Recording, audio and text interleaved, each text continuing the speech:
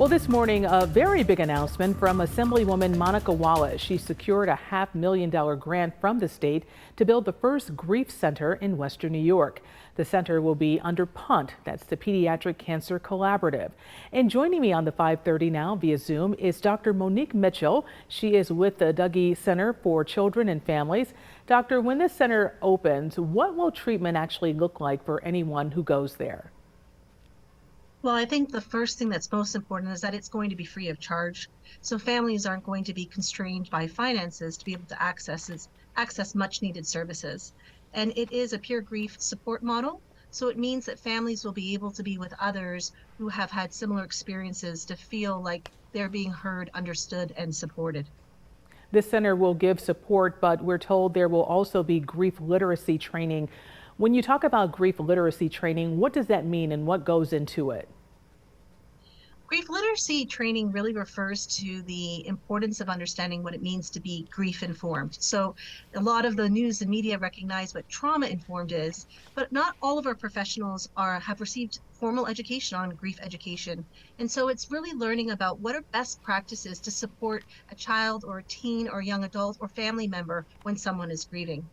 When talking about this need for this kind of resource, not having closure or the proper care from this kind of emotion that can lead to death, there has to be trust, right, with the patient. How do you build that trust to talk about things like this so that people can grieve, because we know that everybody grieves differently? Yeah, everyone grieves differently. I think it's really important to be paying attention to our language and how we hold space for people and recognizing that the problem is not the person. The challenge that is being experienced is that they've experienced a death in their life. They've experienced someone who, more often than not, they care very deeply about, that's made a huge impact in their lives. And how do we hold space and with understanding, non-judgment, and really taking into understanding that there can be a lot of stigmatizing language that's put out there, and to how do we hold space in a way that really helps people to feel understood and for their feelings to be felt and their expressions to be heard.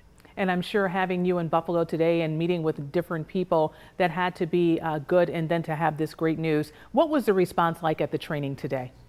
Oh, it was fabulous. We had people from all over the community. It was just a wonderful turnout. People were very optimistic. And I think the common understanding was that there is such a need for a children's grief center such as this. And I just commend PUNT for making this a priority and bringing this to Western New York, because children and families who are grieving really need a support such as this. You're right about that. We thank you so much, Dr. Monique Mitchell with the National Grief Center for Children and Families. Thanks so much for coming on the 5:30, and hopefully we'll see you back when that grief center is built here in Western New York. Thank you so much.